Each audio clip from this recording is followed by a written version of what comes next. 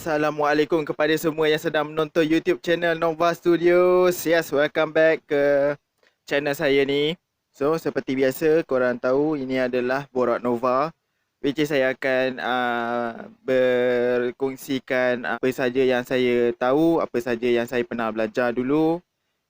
Saya akan ceritakan dekat sini lah. Tak semua, tapi adalah beberapa ilmu yang saya rasa berguna, dan saya rasa kalau korang dengar, jangan ambil benda ni sebagai satu ada beberapa yang korang jangan ikut, ada yang beberapa korang boleh ikut. Contohnya macam ada beberapa episod yang lepas tentang ilmu hitam dengan sihir. Itu kalau boleh korang jangan buat lah. So untuk minggu ni pun saya akan ceritakan tentang tangkal. Dia ada kena-mengena lah dengan ilmu hitam and sihir ni. So itulah sebabnya saya fikir tentang topik tangkal ni. Tangkal ni ada yang membawa kebaikan, tapi bukan dalam agama Islam lah. Agama Islam memang haram sesama sekali memakai tangkal. So kepada yang beragama Islam tu, kalau boleh jangan pakai. Kalau ada yang pakai, tolong buang.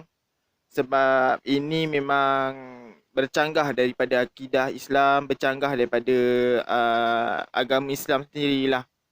Hukumnya memang haram. Bagi yang bukan Islam, ada yang memakai, ada yang dikatakan dilarang pakai. So pada yang bukan Islam, macam agama Hindu, agama Buddha ataupun agama Kristian, yang mana diharamkan pakai, dikatakan tak boleh pakai, jangan korang pakai. Yang mana yang boleh pakai saja korang pakai, okey? Sebab saya ada juga kawan-kawan daripada India yang beragama Hindu. So diorang ada ceritakan tangkal ni tak semuanya yang diorang boleh pakai. Ada yang diorang tak boleh pakai. Tapi ada orang yang nak juga pakai sebab atas sebab-sebab tertentu lah. Walaupun dalam agama diorang diharamkan. Sebab bagi setengah orang, kepercayaan pakai tangkal ni boleh membawa tuah atau perlindungan kepada si pemakai. Tapi bagi agama Islam, saya ulang sekali lagi, ini haram. Jangan pakai, jangan guna tangkal ni. Tangkal ke apa-apa jenis azimat ke, kalau dia kata ada tulisan Alif Lam Lam Ha Muhammad dekat satu benda tu, even benda tu macam tergantung dan bentuknya macam tangkal, itu pun saya pernah dengar ada ulama yang mengatakan itu adalah haram sebenarnya. So kalau boleh yang ada pakai tu, yang ada simpan benda tu, tolonglah. Jangan pakai, jangan simpan lagi benda-benda macam tu. Kalau boleh rujuk pada yang lebih pakar, yang lebih arif, tanya pada ustaz-ustaz, imam, alim ulama ke apa, untuk perkara berkenaan dengan apa-apa jenis yang macam tangkal bentuk dia, tapi ada tulisan Allah ke, tulisan Muhammad ke. Bagi saya, yang saya pernah dengar, itu adalah haram katanya. Tak dibenarkan pakai sebab ia melambangkan macam tangkal. Sedangkan dalam Islam, tak ada apa-apa pun, tak ada benda pun yang dinamakan tangkal, dinamakan azimat.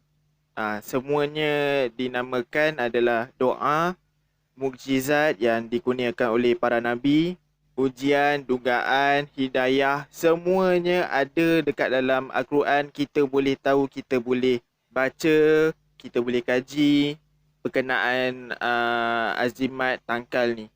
Kita boleh tanya juga orang yang lebih arif, yang lebih pakar dalam bidang ni. Tak tahu jangan memandai-mandai, okey? Tak tahu tanya. Kalau korang memandai-mandai, sudahnya guru korang boleh jadi syaitan. Dan bila guru korang tu syaitan, banyaklah perkara yang tak baik yang dia akan ajar daripada perkara yang baik. Cerita pasal tangkal ni, kemungkinan saya akan jadikan video ni pendek lah kot. Sebab tak banyak pun pasal tangkal ni yang saya dapat information. Yang saya tahu pun tak banyak. Sebab tangkal ni ada kegunaannya yang baik, ada kegunaannya untuk mengenakan orang. Yang baik itu biasa yang saya cakap tadi itulah, yang membawa tuah ataupun yang untuk perlindungan diri. Yang tak baiknya untuk kenakan orang, untuk sihir orang. Tangkal yang digunakan untuk sihir orang, biasanya dia orang akan balut dengan kain kuning ataupun kain hitam. Dekat dalam tu akan ada lah paku, jarum, tulang-tulang binatang. Biasanya tulang binatang yang haram lah. Kadang-kadang dia orang ada letak juga abu mayat.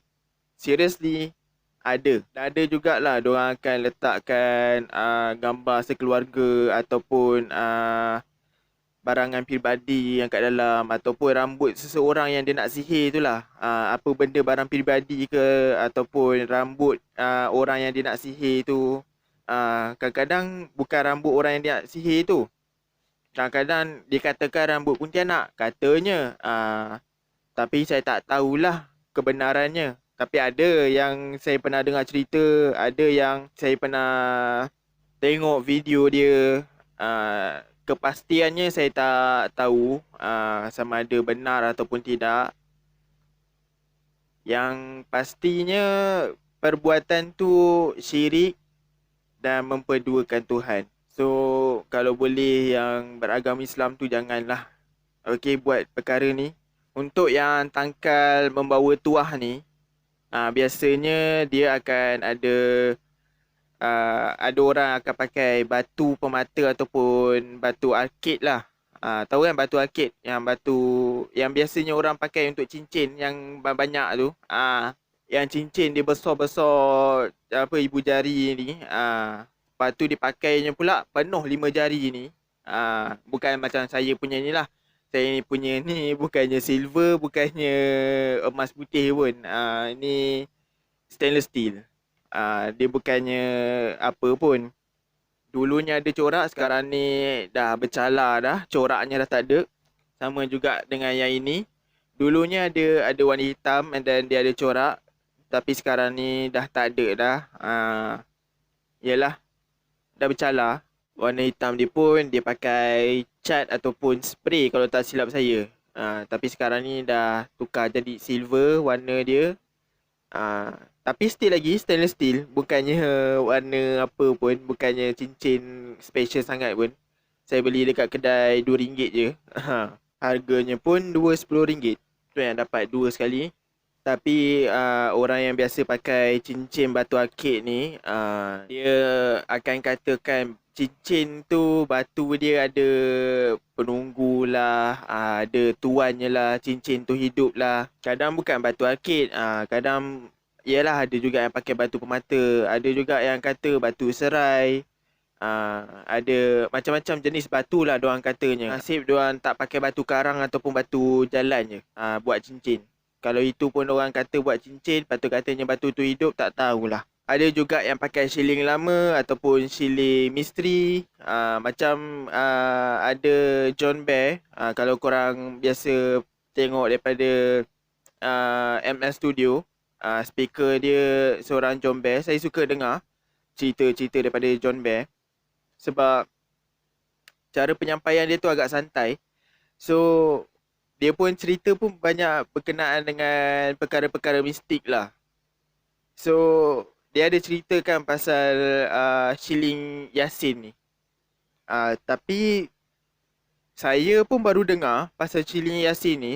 Saya macam, apa benda lah dorang ni kan. Ada yang kata ini membawa tuah lah. Ada yang kata membawa kekayaan lah. Ada yang pelbagai guna shilling Yasin ni katanya. Ada juga yang pakai duit shilling lama untuk katanya ibu duit. Katanya duit tu akan beranak pinak lah. Macam duit shilling 50 sen ni. Kalau korang tengok dekat belakang ni ada bulan sabit dengan bangunan parlimen ni. And then duit depan dia macam ni, 50 sen. So ada yang gunakan duit shilling macam ni sebagai tanda tuah lah, tanda ibu duit lah katanya. Duit akan beranak pinak daripada 1 shilling ni katanya. Kan, tapi saya tak tahulah kebenaran pasal ibu duit ni. Sebab kebanyakannya saya dengar cerita pasal ibu duit ni, semuanya menipu. Katanya ini ibu duit. Kau letak dekat tempat yang mana biasa kau simpan duit, kat dalam wallet ke, dekat dalam tabung ke, duit tu akan beranak pinak. Tapi orang yang bercerita tu, bila dia dengar and then dia buat apa yang orang tu suruh, tak jadi apa pun. Duit tak bertambah pun. Tetap sama juga duitnya. Rezeki tetap sama. So, jangan percaya kot orang kata ada ibu duit ke tak ada. Tak pernah wujud pun. Kalau betul ada pun, kalau boleh jangan ambil. Jangan pakai, jangan ambil benda tu. Sebab macam sebelum ni yang saya pernah cakap, jin ni dia senangkan kita sekarang. Ke depan dia susahkan kita, baru korang tahulah. Baru korang nak menyesal. Waktu tu nak menyesal, orang kata memang dah nak bertaubat tu tak terlambat lagi selagi nyawa dikandung badan. Tapi dah terlambat daripada segi perbuatan. Sekali korang buat perjanjian dengan jin, jin tu bukan senang nak lepaskan korang. And then ada juga yang gunakan tulisan yang seperti ada bentuk. Biasanya kalau korang pergi kedai makan, yang kedai mamak ke, kedai apa-apa ke, yang tiba-tiba ada tulisan, lepas tu bentuk dia macam pocong, bentuk dia macam orang tengah sujud. Itu saya tak pasti itu adalah tangkal ataupun tidak. Saya tak pasti itu sebab saya pernah dengar cerita pasal ni. Ada yang kata haram, ada yang kata tak pasti, ada yang kata dibolehkan. Saya tak pasti yang mana satu sebenarnya. So saya di tengah-tengah tu lah yang tak pasti tu. Sama ada benda tu dibolehkan ataupun tidak. Memakai ataupun meletakkan tulisan yang ada bentuk tu, yang tulisan Jawi, tulisan Arab yang ada bentuk macam pocong, yang ada bentuk macam orang sujud tu, boleh ataupun tidak, saya tak pasti. Kalau ada yang tahu, boleh komen dekat bawah. And then ada yang pakai macam rantai ataupun loket yang ada buah lah.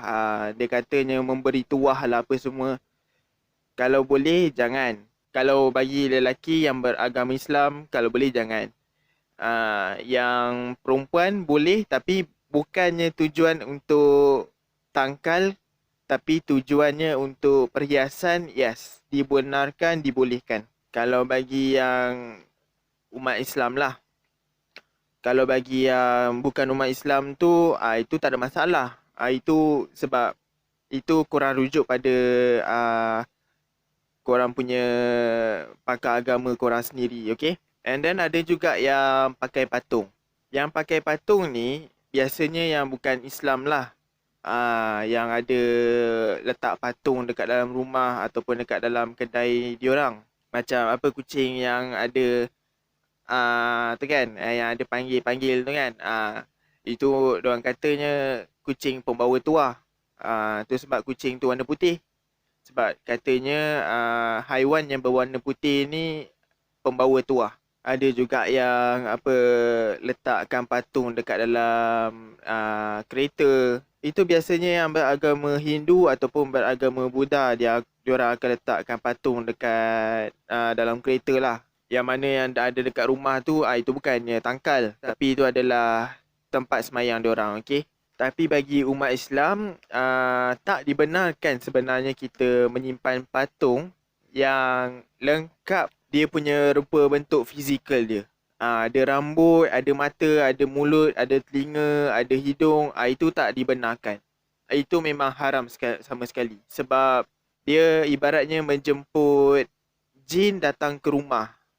Untuk kita macam sembah dia ke apa. Biasanya jin ialah tujuan dia sebenarnya nak menyesatkan manusia supaya kita ni lari daripada akidah Islam. Kita ni ke dalam neraka, bukannya kita ke dalam syurga.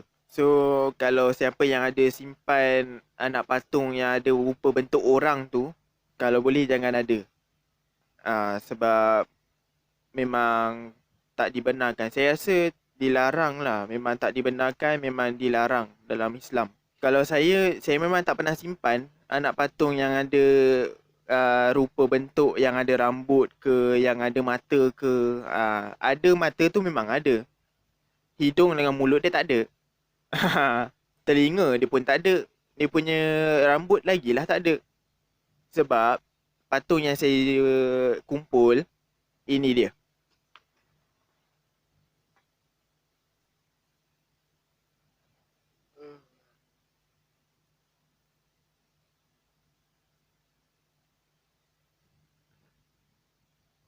Gundam.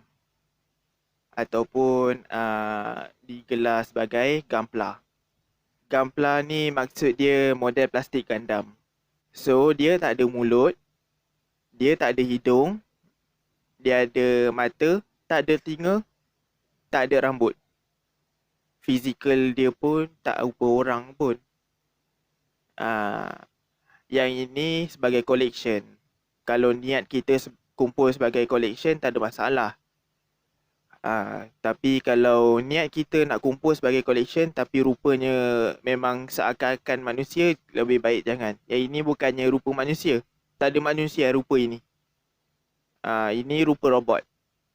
So, kalau ikutkan, saya pernah tanya, memang dikatakan dibenarkan. Kalau kumpul sebagai collection dan benda ni adalah sebagai salah satu daripada hobi kita. Kalau hobi kita macam kumpul benda-benda yang macam ni, tak ada masalah. Kalau biasanya perempuan lah ada yang kumpul Barbie, Barbie doll, itu boleh nak kumpul tapi jangan displaykan dia. Biasanya ustaz-ustaz akan cakap jangan displaykan dia tapi simpan dekat satu tempat yang tertutup supaya orang lain tak nampak dan kita pun takkan nampak dan benda tu pun tak akan mengganggu kita lah. Terutama sekali melalui patung, dia akan merasuk patung lah. So yang ini seriously, this is my favourite lah, Gundam. Actually ada lagi. Bukannya saya tak nak tunjuk, tapi lebih baik saya tunjuk yang ini je sebab ini adalah yang paling favourite dan yang paling cantik bagi saya lah. Bukan cantik saya bina, tapi sebabkan cantik dia punya rupa bentuk, that's why saya tunjuk yang ini. Okay. Sebenarnya saya agak malas nak usir Gundam tu sebenarnya. Sebab dia agak sensitif sikit. Gundam ni dia agak sensitif sikit. Kalau sekali kita dah display dia, kita dah setting dia punya position, sekali kalau kita usik, dia akan lari sikit daripada pose yang asal dia ataupun position yang kita letakkan dia. So itu adalah hobi saya. Itu tak ada masalah kalau nak kumpul. Ada beberapa perkara yang kita boleh kumpul, boleh kita nak buat, tapi bergantung pada niat. Ada perkara yang kita buat, niat tak pernah menghalalkan dia. Niat tak pernah nak menghalalkan cara kalau kita buat. Ada perkara yang kita boleh buat asalkan niat kita baik. Contohnya macam sedekah. Kalau niat kita memang nak sedekah, kita bagi dekat orang, contohlah kita bagi bantuan dekat orang dengan duit ke ataupun apa-apa barangan, keperluan yang untuk orang tu guna harian dia. Kalau tujuan kita untuk menunjuk-nunjuk, kita takkan dapat pahala tapi kita dapat dosa. Sebabnya dah jatuh hukum takbur, riak, dan memang tujuannya untuk menunjuk, untuk belagak, bukannya untuk ikhlas membantu orang tu. Sedekah tu memang perkara yang baik, tapi pahala tu nak dapatkan bukannya senang. Kalau kita buat tu dengan niat yang tak baik, tak baiklah kita dapat. Kalau niat kita baik, baiklah kita dapat. Kalau macam kita kumpul kereta mainan ke apa kan, itu tak ada masalah. Nak kumpul Tamiya pun tak ada masalah. Macam saya kumpul Gundam, tak ada masalah. Kalau kumpul macam yang berbentuk karakter ni, itu saya tak pasti sangat. Saya rasa macam karakter yang berbentuk orang ni, saya rasa saya tak pasti sangat. kemungkinan tak dibenarkan lah. Saya rasa tak dibenarkan sebab yalah, rupa dia memang betul-betul rupa orang dengan ada hidung, ada mulut, ada mata, ada rambut. Fizikal dia memang bentuk orang. So, saya rasa tak dibenarkan. So, itulah saja Borak Nova kali ini. Yes, memang pendek video kali ini Borak Nova ni sebab macam saya cakap lah, topik tangkal ni tak panjang pun. Tak banyak information yang saya dapat. Ada pun sikit je. Lagipun kalau mana yang ada jumpa tangkal yang tak baik dekat tertanam dekat rumah korang ke ataupun dekat dalam rumah korang, cepat-cepatlah dapatkan pakar perubatan, terutama sekali pakar perubatan Islam lah. Jangan pakar perubatan bomoh, pawang ataupun dukun kalau korang beragama Islam. Kalau yang mana bukan beragama Islam tu, korang boleh dapatkan pakar daripada agama masing-masing lah. So, kita jumpa lagi in the next video. Bye!